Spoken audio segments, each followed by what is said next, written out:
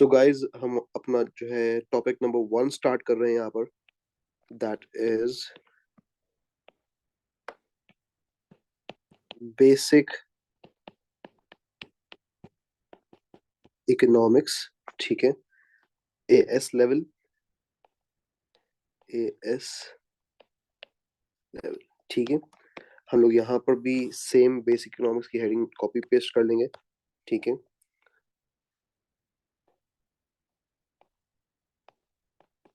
Basic economics. अच्छा, सबसे पहले यहाँ पर हेडिंग डालने के बाद हम अपने टर्म जो इकोनॉमिक्स है उसको पहले अंडरस्टैंड करेंगे। टर्म इकोनॉमिक्स इटसेल्फ का क्या मतलब होता है। अगर सिर्फ मैं टर्म इकोनॉमिक्स की बात कर रहा हूँ, मैं यहाँ बेसिक इकोनॉमिक्स की बात नहीं कर रहा। ठीक है, बेसिक इकोनॉमिक्स में अगर जो टर्म इकोनॉमिक्स है उसकी डेफिनेशन अगर हम लोग देख लें तो वो हमारे पास है, economics is a social science that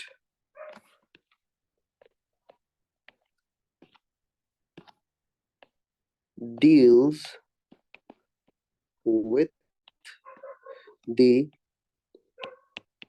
allocation of scarce resources in order to consume, comma, produce and distribute। ठीक है, ये हमारे पास टर्म इकोनॉमिक्स की बेटा डेफिनेशन है। डेफिनेशन के अंदर जो सबसे पहला की इंपॉर्टेंट टर्म है वो है हमारे पास द एलोकेशन ऑफ रिसोर्सेज। ठीक है, तो इस एलोकेशन का मतलब होता है लगाना। ठीक है, कहाँ लगाई जा रही हैं। स्कैर्स रिसोर्सेज का क्या मतलब होता है, तो सबसे पहले हम अपने पास यहाँ पर डेफिनेशन से ही टर्म डिराइव करेंगे, दैट इज रिसोर्सेज। अगर मैं रिसोर्सेज की बात करूं बेटा, रिसोर्सेज का हमारे पास दूसरा नाम होता है फैक्टर्स ऑफ प्रोडक्शन, यानी ऐसे फैक्टर्स जो कि प्रोडक्शन में हेल्पफुल होंगे।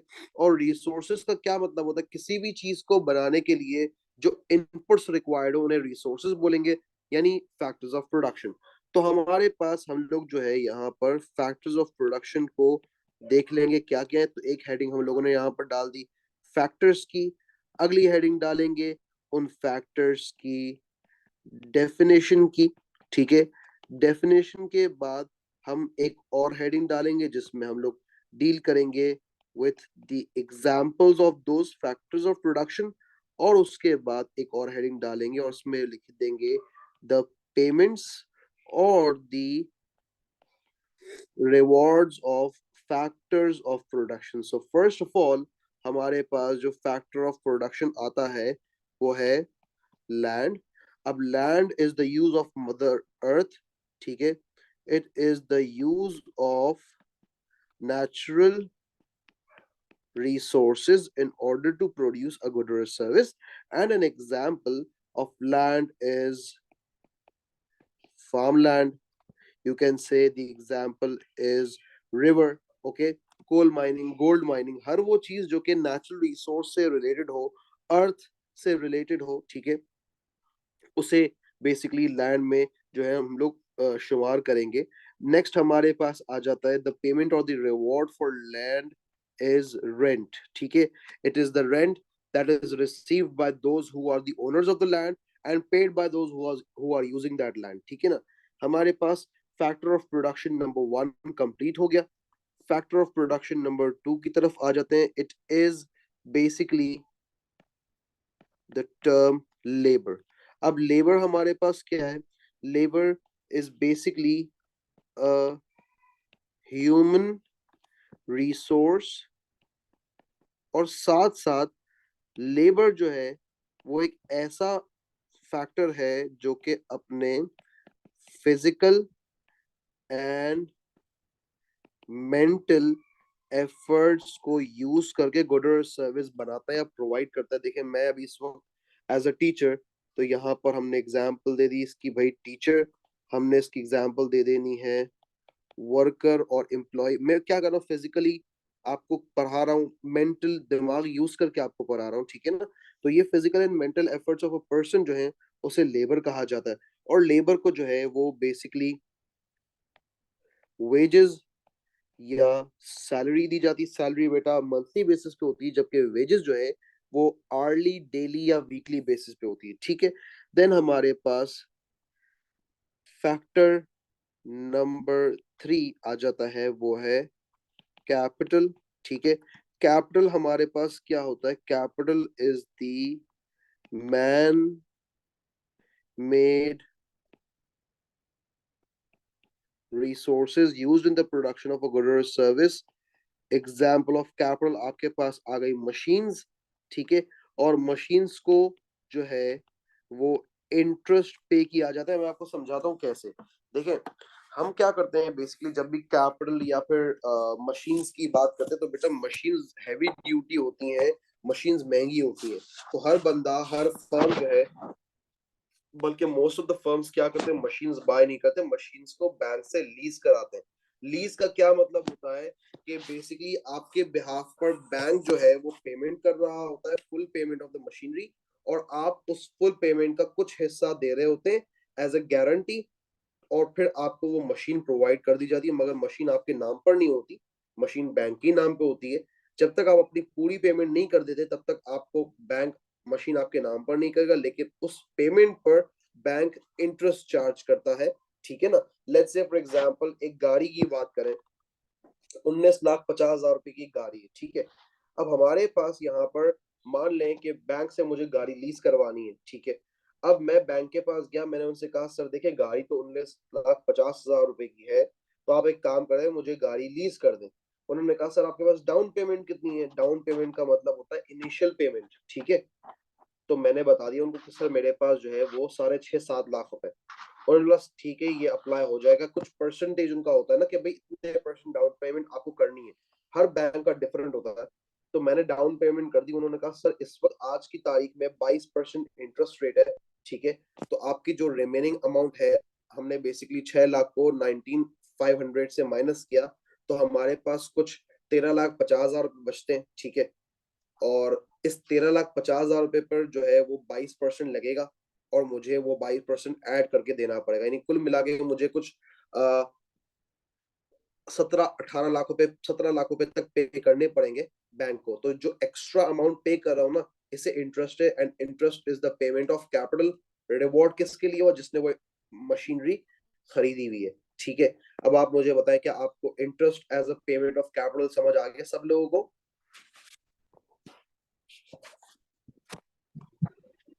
Yes, sir. चले, Yes, sir. ओके बेटा ओके, बस फिर आगे कैरी फॉरवर्ड करते हैं अपनी चीजों को।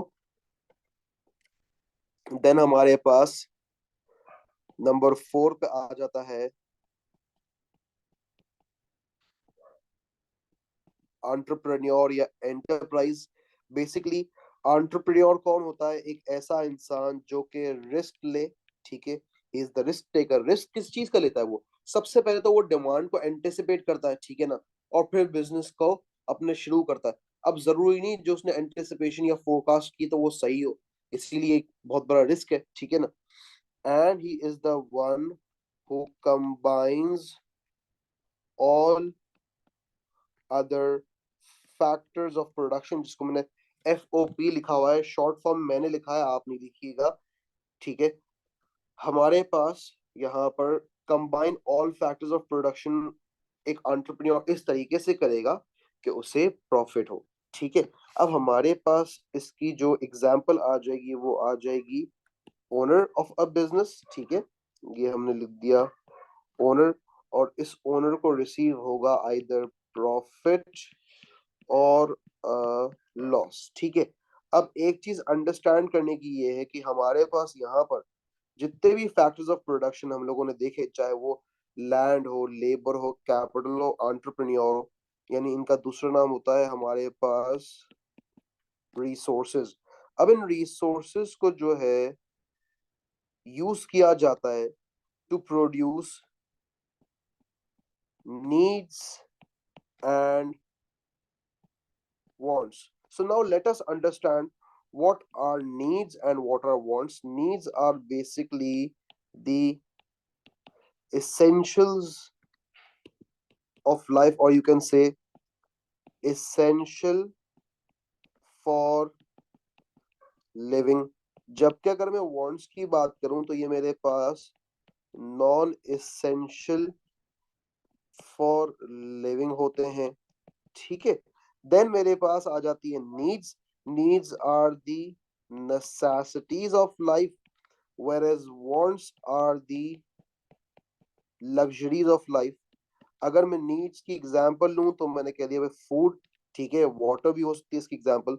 और आपने जो है यहाँ पर लग्जरी गुड्स की अगर बात करें तो आपने एग्जांपल दे दिया कार, ठीक है। तो ये हमारे पास नीड्स एंड वांट्स हो गए। वांट्स में एक बहुत वेल नोन फ्रेज है, वो आपको याद होना चाहिए हमारे पास, अ ह्यूमन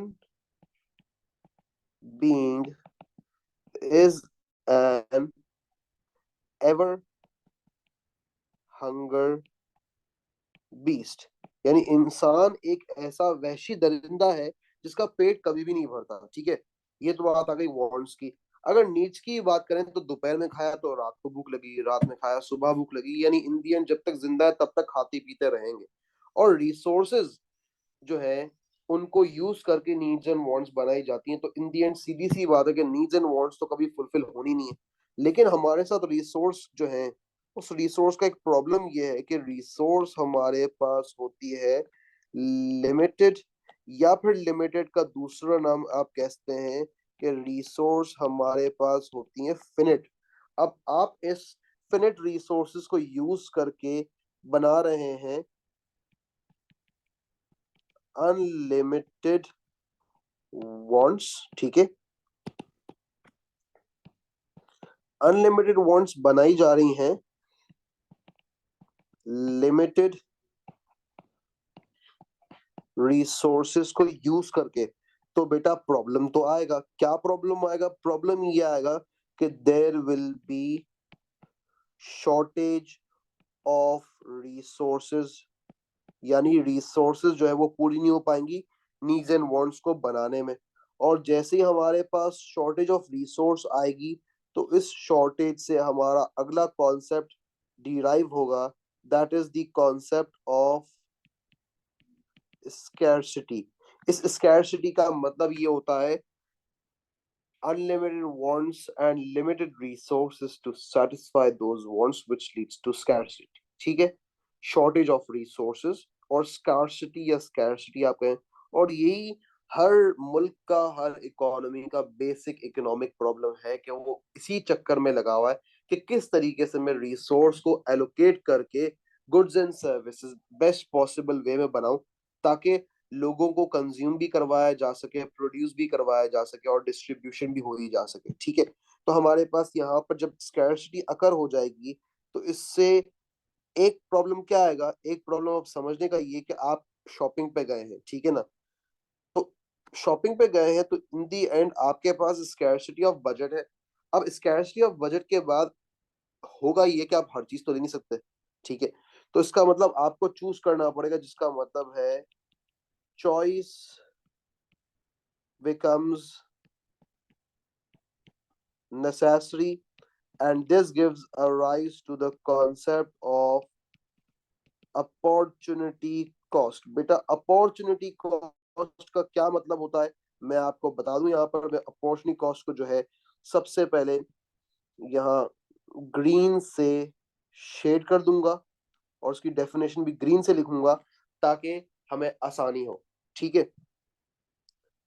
सबसे पहला प्रॉब्लम स्कैर्सिटी की वजह से not everyone can get everything, ठीक है। ये है सीन। तो भाई सीन कुछ यूं है कि जब सबको सब कुछ नहीं मिलेगा तो आपको चूज करना पड़ेगा, और आप चूज करेंगे तो कॉन्सेप्ट ऑफ अपॉर्चुनिटी कॉस्ट आएगा, जिसकी डेफिनेशन हमारे पास कुछ यूं है, the benefit one could have had from the next best alternative foregone। ये हमारे पास आ गई डेफिनेशन। डेफिनेशन का मतलब क्या है बेटा? मतलब ये है वो फायदा जो एक इंसान को मिल सकता था अपने अगले बेहतरीन ऑप्शन से, जिसे उसने इस वक्त फॉरगो किया है। तो बेटा इस डेफिनेशन को एग्जाम्पल से भी समझने की कोशिश करेंगे, लेकिन हमारे पास इस डेफिनेशन के अलावा अपॉर्चुनिटी कॉस्ट की एक और डेफिनेशन है, वो है हमारे पास the real cost of choosing one thing and not another. क्या मतलब है इसका? टर्म पे फोकस करना, the real cost of choosing one thing. यानी जब आप एक चीज चूज करते हैं तो जो दूसरा फॉरगो कर रहे हैं ना, वो आपको उसकी कॉस्ट अकर हो रही ना। ऑब्वियसली एक चीज आपको नहीं मिली या एक चीज आप बाय नहीं कर पाए, तो आप सोचेंगे तो सही ना, यार ये क्या हो गया, मैं ये बाय नहीं करा था, काश मैं ये बाय कर लेता। तो वो बेसिकली एक कॉस्ट है ना जो आपके दिमाग में आ रही है। ये वो वाली कॉस्ट नहीं जो दिखेगी, ये वो वाली कॉस्ट है जो कि आपको नुकसान है बेसिकली। ठीक है ना, जो आप फायदा बेयर नहीं कर पाए या जो फायदा आपको हासिल नहीं हुआ, उसे कहते हैं the real cost of choosing. When you are choosing one thing, it is obvious you will have to forego another. The reason behind is scarcity of resources or scarcity of budget in your shopping case. So are you guys with me? Are you guys getting the point? Guys, Yes, please sir.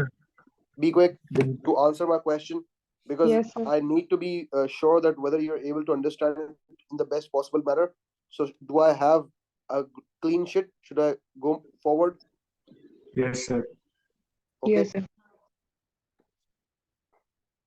चलें, अब मेरे पास हमारा जो है opportunity cost के concept को हम लोग समझेंगे अपने अगली चीज, दैट इज इकोनॉमिक एजेंट्स। ठीक है, इकोनॉमिक एजेंट्स कौन होते हैं? इंडिविजुअल, ठीक है, जो कि कंज्यूमर है, एक प्रोड्यूसर जिसे सप्लायर भी कह सकते हैं, और गवर्नमेंट। ये तीन लोग होते हैं जो इकोनॉमी को चलाते हैं, उन्हें इकोनॉमिक एजेंट्स कहा जाता है। ठीक है, तो हमारे पास इकोनॉमिक एजेंट्स में सबसे पहले हमारे पास आ जाता है कंज्यूमर। अगर कंज्यूमर की बात करें बेटा, तो कंज्यूमर को समझते इस तरीके से हैं कि हमारे पास as a consumer let's say दो ऑप्शंस हैं।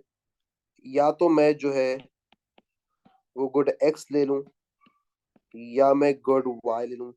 अगर मैं ज्यादा अपना बजट गुड एक्स पे लगाऊंगा तो ऑटोमेटिकली बजट गुड वाई के लिए कम होगा और मुझे गुड वाई को फॉरगो करना पड़ेगा। लेकिन ऑपोजिट करता हूं तो गुड वाई पे अगर ज्यादा बजट लगा रहा हूं तो गुड एक्स फॉरगो करना पड़ेगा। So in both the cases one of the good becomes an opportunity cost। ठीक है, when you buy more of x you have to forgo the benefits of y। So here I can see that there is an inverse relation between both of them। ठीक हो गया? Inverse relation का क्या मतलब होता है? एक arrow बढ़ रहा है तो दूसरा ऑटोमेटिकली कम हो रहा है। सही है। नेक्स्ट मेरे पास आ जाएगा कंज्यूमर के बाद, वो है प्रोड्यूसर। अगर प्रोड्यूसर की बात करें बेटा, प्रोड्यूसर का काम होता है प्रोडक्शन करना, और वो लेबर एंड कैपिटल की सब्सटीट्यूशन पे ज्यादातर रिलाय कर रहा था प्रोडक्शन करने के लिए। तो वो यही सोचेगा कि भाई या तो मैं लेबर से प्रोड्यूस कर लूं या मैं कैपिटल से प्रोड्यूस कर लूं। अगर ज्यादातर लेबर है ऑर्गेनाइजेशन में तो capital will be my opportunity cost, और अगर ज्यादातर कैपिटल है तो labour will be my opportunity cost. ठीक है, ये मेरे पास एग्जाम्पल कंप्लीट हो गई इकोनॉमिक एजेंट नंबर 2। और ये अगेन मेरे पास मैं देख सकता हूँ कि इनवर्स रिलेशन है। मूविंग फॉरवर्ड, हमारे पास यहाँ पर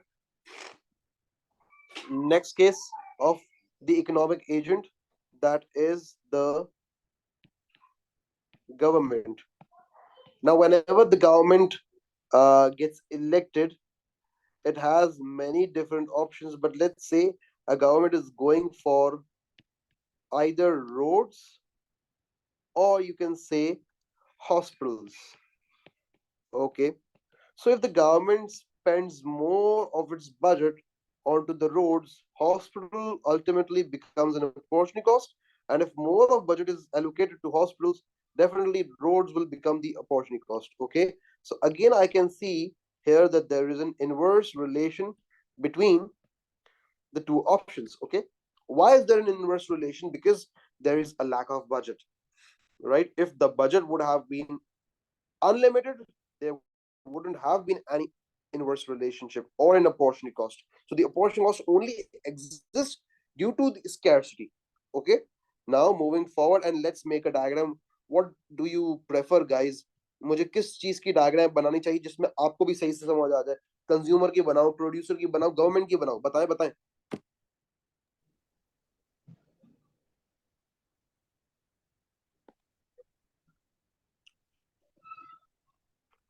दो गुड्स हैं तो दो एक्सेस बनेंगे, ठीक है. किसी का जवाब नहीं आया तो मैं जो है वो let's say for example government की डायग्राम बना देता हूँ. एक तरफ आपके पास रोड्स है और दूसरी तरफ आपके पास जो है वो हॉस्पिटल्स है. सबसे पहले तो गवर्नमेंट ये देखेगा कि वो मैक्सिमम अगर अपना सारा बजट हॉस्पिटल्स पे लगा ले तो लेट्स से अपने टेन्योर में 10 हॉस्पिटल्स बना सकता है, ठीक है. मगर उस केस में रोड्स जो है वो जीरो हो जाएगा क्योंकि उसने कुछ भी बजट रोड के लिए रखा ही नहीं है. और अगर इसी का ऑपोजिट केस करे यानी सारा पैसा रोड्स पे लगा दे तो रोड्स जो है वो let's say for example 30 roads बना सकता है वो. मगर उस केस में हॉस्पिटल जीरो हो जाएंगे तो कोई भी गवर्नमेंट ये ना नहीं चाहेगा कि मैं सिर्फ कोई एक चीज प्रोड्यूस करूं, क्योंकि दोनों चीजों का एक कॉम्बिनेशन प्रोड्यूस करूंगा वो शायद ज्यादा बेनिफिशियल हो कि सोसाइटी को साथ साथ अच्छा ट्रांसपोर्ट भी मिल रहा है और सोसाइटी को साथ साथ अच्छी हेल्थ केयर भी मिल रही है. अच्छा ट्रांसपोर्ट होगा तो क्विकली मैं अपने मरीज को लेकर जा सकूंगा. तो मैंने इन दोनों के मैक्सिमम पॉइंट्स को कनेक्ट करने के लिए एक डाउनवर्ड स्लोपिंग लाइन बना देनी है. डाउनवर्ड स्लोपिंग बेटा लाइन क्यों बना रहा हूं मैं? क्योंकि नेगेटिव रिलेशन है बेटा. ऑलवेज रिमेंबर, जब भी नेगेटिव रिलेशन होगा आपके पास डाउनवर्ड स्लोप बनेगा. प्रूव भी कर लेंगे इसको कैसे. लेट्स से फॉर एग्जांपल हम ऑपरेट कर रहे हैं यहाँ पर पॉइंट ए पर. अब जब पॉइंट ए पर ऑपरेट करेंगे तो कुछ ना कुछ अमाउंट ऑफ रोड्स और कुछ ना कुछ अमाउंट ऑफ हॉस्पिटल्स कंस्ट्रक्ट हो रहे होंगे. लेट्स से फॉर एग्जांपल हम हॉस्पिटल्स कंस्ट्रक्ट कर रहे हैं 2 और हम जो है वो रोड्स कंस्ट्रक्ट कर रहे हैं 25, ठीक है. अब हुआ ये कि इकोनॉमी में गवर्नमेंट को ऐसा लगा कि हॉस्पिटल्स की ज्यादा नीड है तो उसने क्या किया, उसने एक दूसरा कॉम्बिनेशन चूज किया. दूसरा कॉम्बिनेशन चूज करने के लिए सबसे पहले उस वो क्या कर रहा है, वो अपने ग्राफ पर फॉरवर्ड मूव होगा, ठीक है. और उसने यहाँ पर एक पॉइंट कंस्ट्रक्ट किया दैट इज पॉइंट बी, जिससे उसने क्वांटिटी ऑफ हॉस्पिटल्स को इंक्रीज कर दिया दैट इज लेट्स से 8, ठीक है. यहाँ पर हम एरो से शो कर देंगे कि क्वांटिटी ऑफ हॉस्पिटल्स जो है वो इंक्रीज हुई है. मगर उसको इंक्रीज करने के लिए हमें जो है वो रोड्स को फॉरगो करना पड़ा. लेट्स से फॉर एग्जांपल यहाँ पर हमने लिख दिया 5, ठीक है. तो ये हमारे पास सिचुएशन है. More of hospitals leads to less of roads and vice versa, ठीक है. ये बेसिकली डायग्राम बन रही है अपॉर्चुनिटी कॉस्ट की और उसकी एग्जांपल हमने लेट्स से गवर्नमेंट के केस में ली, इकोनॉमिक एजेंट गवर्नमेंट के केस में रोड्स एंड हॉस्पिटल्स की एग्जांपल ली. अब यहाँ पर मेरे पास एग्जामिनर जो है वो मुझसे बेटा क्वेश्चन कर सकता है. क्वेश्चन क्या करेगा एग्जामिनर मुझसे? वो कहता है what is the opportunity cost of producing 10 hospitals. तो मुझे इसका आंसर कौन देगा? एस्टन आप नहीं देना बेटा. मुझे शायद ऐसा लग रहा है कि आपको आता है. जिसको नहीं आता वो मुझे आंसर दे दे. जो फंस रहा है, जिसको लगता है ये चीज थोड़ी सी टेस्ट कर रही है, मुझे आंसर बताओ बेटा. सानिया, आयशा, कामरान. सर रोड्स होगा ना? रोड्स तो होगा लेकिन कितने रोड्स? चलो रोड्स तो हो गया, ओके. कितने रोड्स आएंगे यहाँ पर? 30. 30 रोड्स. सानिया आपको समझ आया? जी सर, क्लियर है. ठीक है. अब अगर यही एग्जामिनर आपसे इक्वेशन चेंज करके कुछ भी पूछ ले ना, यहाँ पर 10 हॉस्पिटल्स की जगह वो कहे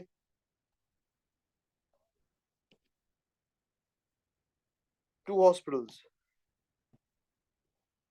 तो 2 हॉस्पिटल्स का क्या मतलब है कि भाई अगर 2 हॉस्पिटल्स बनाऊंगा तो मैं 25 रोड्स बना रहा हूं, तो फॉरगो कितने कर रहा हूं बेसिकली 5 रोड्स। ठीक है, ये मेरे पास है सिचुएशन। चलें अब आगे बढ़ते हैं। तो in this particular case we can see कि ये मेरे पास अपॉर्चुनिटी कॉस्ट होगा अगर मैं 8 हॉस्पिटल्स बनाऊंगा, तो 25 और 5 का जो डिफरेंस है वो अपॉर्चुनिटी कॉस्ट होगा। ये मैंने फॉरगो किया है और गेन जो है मेरा वो ये है। ठीक है, चलें आगे बढ़ते हैं, अगली चीज को देखते हैं। ये हम लोगों ने अपना अपॉर्चुनिटी कॉस्ट वाला कॉन्सेप्ट कर लिया। इसके बाद मेरे पास आ जाएगा यहाँ पर टाइप्स ऑफ गुड्स। हमारे पास सबसे पहली टाइप यहाँ पर आ जाएगी type number 1, that is free good. अगर मैं फ्री गुड की बात करूं यहाँ पर आपसे, तो बेटा फ्री गुड सबसे पहली सिचुएशन फ्री गुड की ये होती है, these are goods with no opportunity cost. यानी इसका मतलब ये है ऐसे गुड्स कि जिनको बाय करके या जिनको यूज करके हम किसी भी चीज को फॉरगो नहीं कर रहे होते। ठीक है, there are no benefits forgone if I am consuming a free good. ठीक है, तो ये हमारे पास ऐसा कौन सा गुड होता है, तो बेटा ऐसे गुड की हम अपने पास सबसे पहले एग्जांपल ले लेंगे, वो है मेरे पास एयर। ठीक है, दूसरी चीज आपके पास यहाँ पर अगर फ्री गुड में डिस्कस करें तो free goods are gifts of nature. ठीक है, free goods do not have an opportunity cost, जो हम पहले लिख चुके हैं, and they are unlimited in supply. लेकिन ये अनलिमिटेड सप्लाई वाला जो सिचुएशन है वो कई दफा नहीं होता, इसलिए कि यार वाटर भी फ्री गुड कहलाता है। ठीक है, और वाटर का कोई अपॉर्चुनिटी कॉस्ट इसलिए नहीं है उस टाइम पर कि कोई नेक्स्ट बेस्ट ऑल्टरनेटिव वाटर का है नहीं, सबसे पहली बात तो ये है। ठीक है, एयर का भी कोई नेक्स्ट बेस्ट ऑल्टरनेटिव है नहीं, तो ये मेरे पास फ्री गुड्स कंप्लीट हो गया। फ्री गुड्स के बाद मेरे पास type number 2, that is economic goods. अगर बेटा इकोनॉमिक गुड्स की बात करूं मैं आपसे, तो इकोनॉमिक गुड्स ऐसे गुड्स होते हैं जिनका हमें अपॉर्चुनिटी कॉस्ट बेयर करना पड़ता है। These are goods with opportunity cost. ठीक है, these are goods that are provided through the forces of demand and supply। ठीक है, देन हमारे पास इकोनॉमिक गुड्स जो है वो basically they are limited in supply. ठीक है, और economic good require resources to be produced, require resources to produce।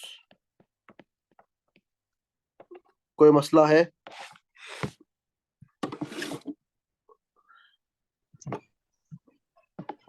No sir.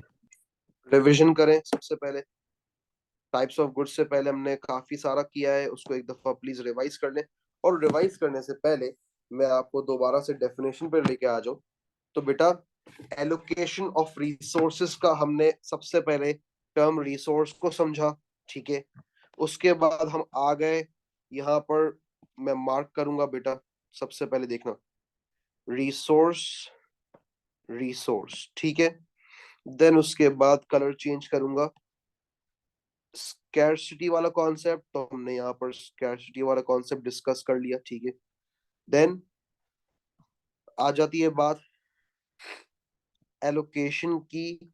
तो एलोकेशन में हमने डिस्कस किया कॉन्सेप्ट ऑफ अपॉर्चुनिटी कॉस्ट के, किस चीज की कितनी जरूरत है, वो हम लोगों ने जो है वो इकोनॉमिक एजेंट्स के थ्रू डिस्कस किया था, और अपॉर्चुनिटी कॉस्ट के कॉन्सेप्ट के थ्रू डिस्कस किया था हम लोगों ने, ठीक है। ये हमारे पास allocation of resources, it depends economy क्या रिक्वायरमेंट है, सही है ना। आगे बढ़ते हैं। वो कह रहा है इन ऑर्डर टू कंज्यूम। अब कंज्यूम की जहां तक बात है, I just change my colour.